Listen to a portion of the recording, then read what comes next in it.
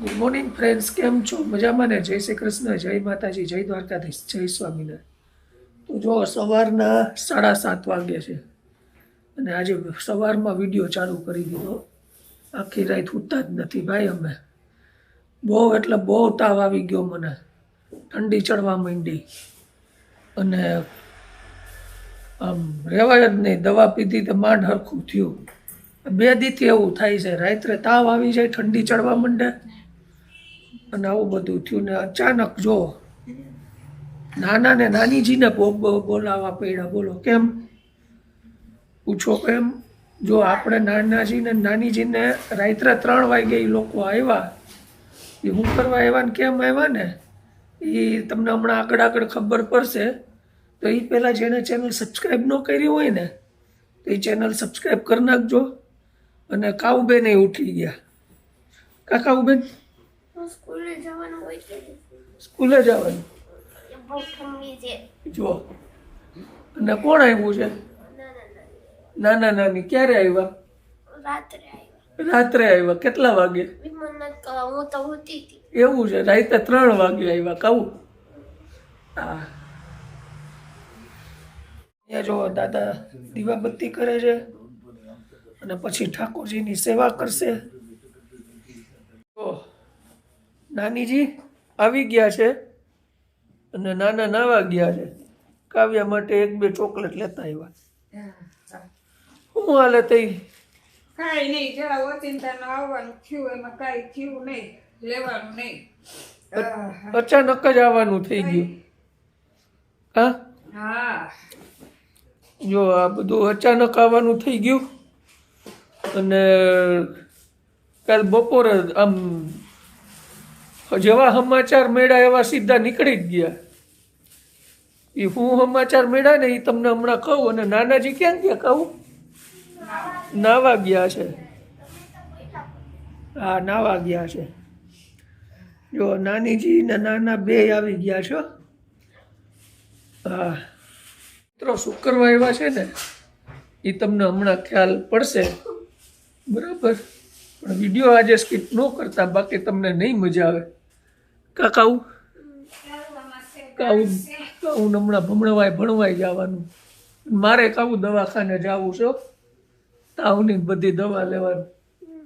ઠંડી એટલે કાન દુખે. જો કાવ્યા ને કાન દુખે, ઠંડી એટલી હોય. મને કેવી રાત ઠંડી ચડી છે. તમે 2 ઢાબડા ઓઢો તો 2 ઢાબડામાં ઓછું પડે છે. તો 50 ઢાબડા ઓઢો. 50 ઢાબડા. ઘરની છતોથી અડી જાય ને એટલું. હા, કાવ્યા આમ નાના હતા ને ત્યારે શું કરતા ખબર? કેવી રીતે ખબર? તાર જેવડા હતા ને એટલે માથે 3 ગાદલાઓ નાખીને હુતા શિયાળામાં. 3 ગાદલાઓ, એટલી ઠંડી પડતી. અને જો આ જો આણે પોપટ પાડ્યો છે. આ એટલે આવ્યા છે. પડી ગયો મારા હાથ અહીંથી. આ કેમ કરતા થયું? ગાડી સ્લીપ થઈ ગઈ. એમ કેમ સ્લીપ થઈ? થઈ ગઈ. એમાં થોડું કઈ હાલે. કાલે બપોરે શાક માર્કેટ ગઈ બધું કામ પતાવીને રિટર્ન થતી તે સ્લીપ થઈ ગઈ. અને ગાડી સ્લીપ થઈ ગઈ.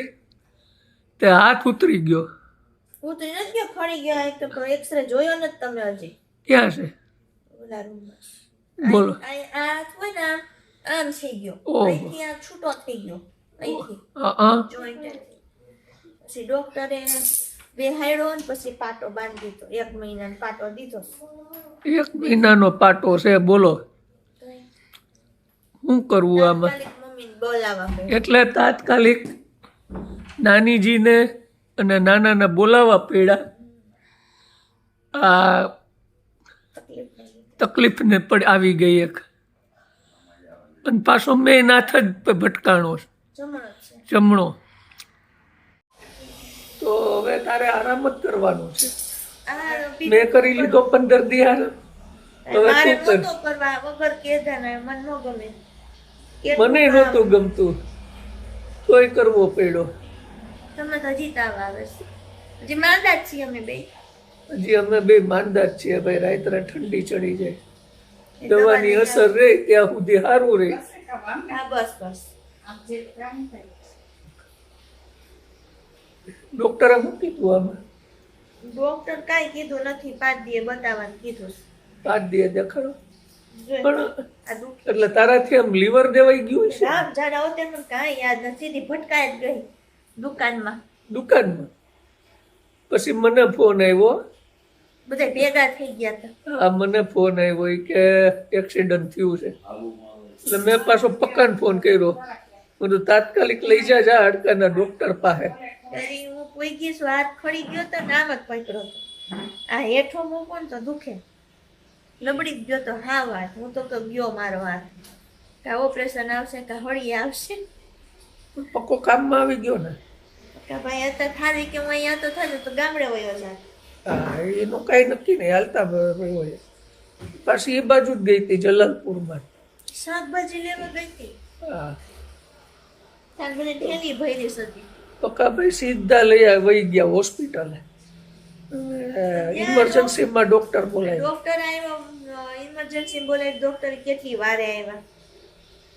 ડોક્ટરે પછી એક ઝટકો માર્યો ને ઠેકાણે કરી દીધો હાથ. પછી રાયડ બોલે કે રાયડ ઉપાડતી હતી હું. હા.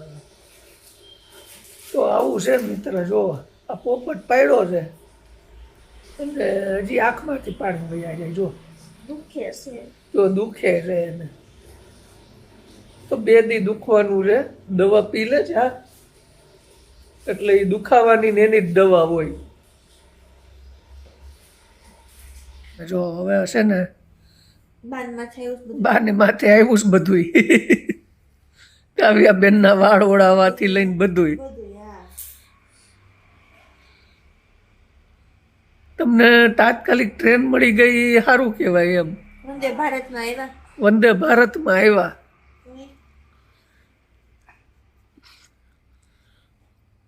બરાબર ને કાવું. રખડતા રખડતા હવારે અમદાવાદ ને અમદાવાદથી પાછી ફેરવી.